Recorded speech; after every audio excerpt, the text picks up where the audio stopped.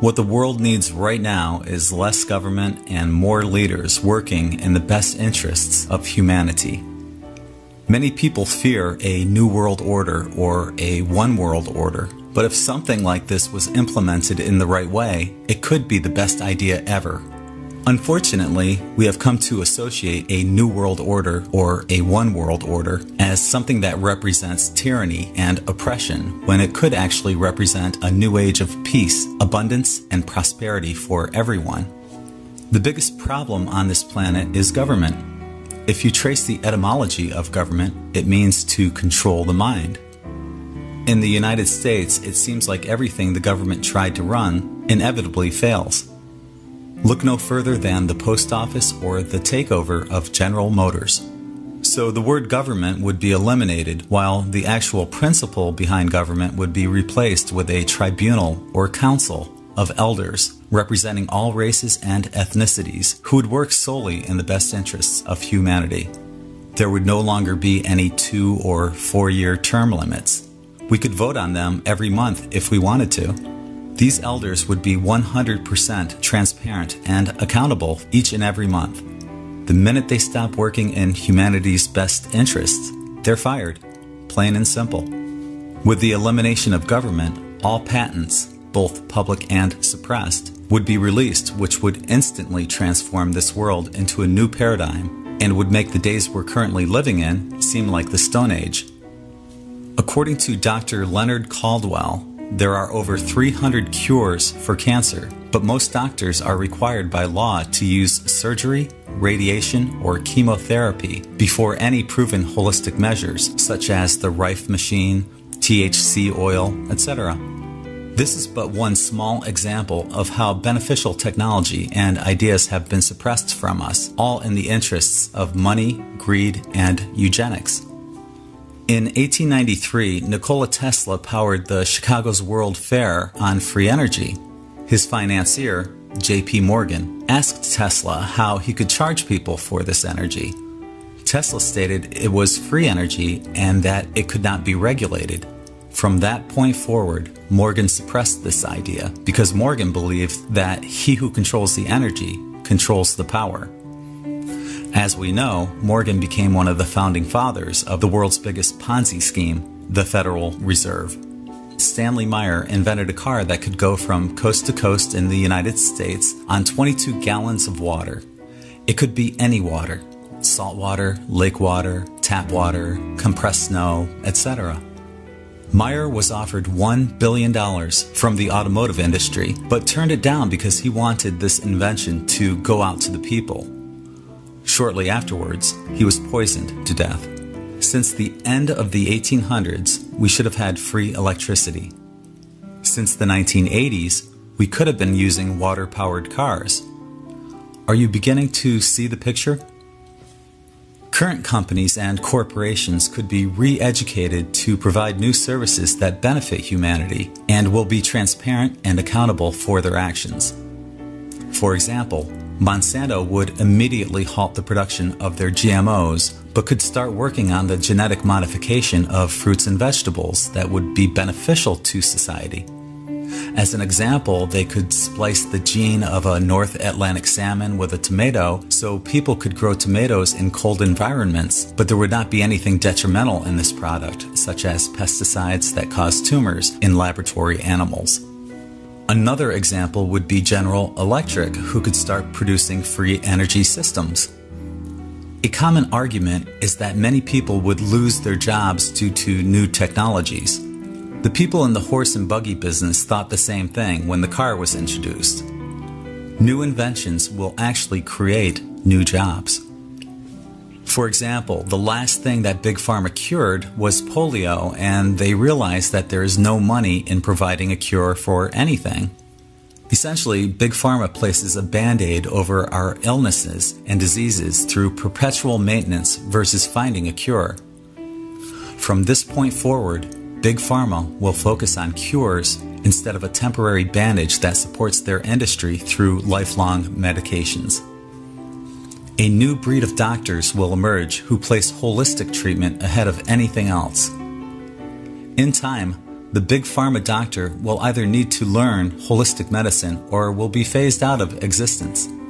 Of course, there are some things that cannot be cured and need maintenance through big pharma. But instead of using holistic treatment as a last resort, it will become the primary option. Most laws would be reduced to universal laws, where as long as you're not harming yourself or others, you are free to do as you please. There probably should be a few sub-laws, such as speed limits in neighborhoods where there are families, but generally all laws are based on respect for one another. Our police officers would once again become peace officers, and their main job would no longer be enforcing maritime code, but supporting peace. Similar to the Council of Elders, the peace officers will be held accountable for their actions and can be immediately replaced by someone who is willing to work in the best interests of humanity. Violators of any laws would be placed in a re-educational facility and would receive education on how to assimilate into this new society. Additionally, they would also provide free labor in producing new technologies that would benefit everyone, including themselves, upon release. A common language among all people should be implemented so we are able to communicate with one another across the world. This doesn't mean that it will be the only language, but it will be the language that everyone can understand and comprehend. Through the Venus Project, it has been proven that everyone can live in abundance and prosperity without the need for money. So money will be phased out as we no longer are economic slaves and are able to pursue our true divine reasons for being here. In time, most people will develop hobbies and interests that will help to support this new economy, but it starts without the need for individual gain or financial superiority over anyone else.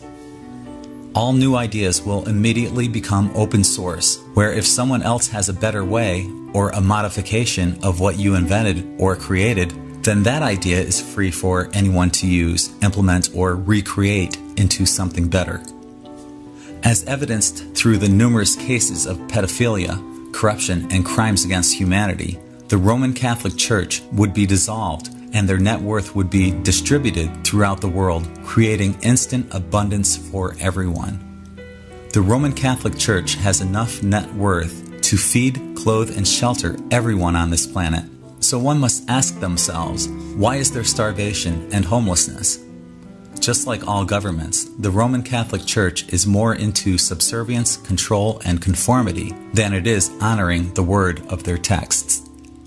In the ideal world, all religious texts would boil down to 4 words: love everyone, respect everything. Our educational system would be tailored to each child's strengths and needs versus clumping all children into one educational format. For example, an extrovert might excel more in a class where they're learning about public speaking, while the introvert might excel more in philosophy and the arts. A Montessori setting might be more applicable, where the children's classroom would be outside in nature. Innate abilities, such as clairvoyance, would not be ridiculed, but would be encouraged, as we are all born with unique gifts and abilities. We should also teach holistic remedies and cures for illnesses. For example, Big Pharma recommends heartburn medications, such as Rolaids, Tums, and Pepcid AC.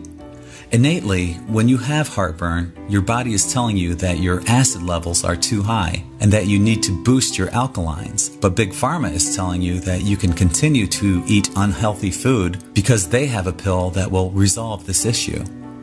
We're not being taught how to listen to our bodies or how to resolve these issues without the need for Big Pharma. A complete revision of history needs to be rewritten, not by the winner who always seems to record history, but from every perspective without propaganda. Additionally, the origins of mankind need to be reconsidered, as there is evidence of mankind on Earth for many tens of thousands of years, as evidenced by researchers such as Michael Cremo and Graham Hancock. The way we view television will be completely revised. Imagine watching the 6 o'clock news and feeling good afterwards. The newscasters would report on all the positive things that are going on in this world instead of reinforcing fear and negativity. If there were any commercials, they would be for ideas and products that would benefit humanity versus selling us crap that we don't need or something that is designed to be made under the premise of controlled obsolescence, which forces us to buy the newer version every couple of years. The current paradigm thrives on the divide and conquer premise, which prevents us from coming together as a global society. Before anything, we all need to put aside any and all differences to unite, because once the bottom of the pyramid unites, the rest will collapse. One thing that will need to be determined and defined is what the best interests of humanity would be. Other things needed to be discussed would be ways to disarm and eliminate nuclear weapons and nuclear waste, the irrigation and purification of our water supply, new methods of cleaning up our environment, sustainable living through eco-friendly homes, as well as the optimal ways to grow food. I'm sure that there are many other ideas that would help make this world a better place for all of us, but this gives us a good starting point. I'm just a simple guy with a few ideas on how to fix what is broken. Any ideas from this point forward should all be open source, where there are no patents or individual intellectual ownership. We all need to work in the best interests of humanity and not for our own materialistic interests, because the path that we're heading is completely unsustainable. As David Icke says, the few control the many. We are the many, and we have the numbers to make this happen right now. Like the Hopi said, we are the ones that we have been waiting for. We are also the light at the end of the tunnel. What the world needs right now is for everyone to come together in a common cause. What ideas do you have? Let's work on this together. Leave your comments below this video. Also, feel free to share and mirror this video on your YouTube channel as well. That's it for now. This is Greg from N5D.com.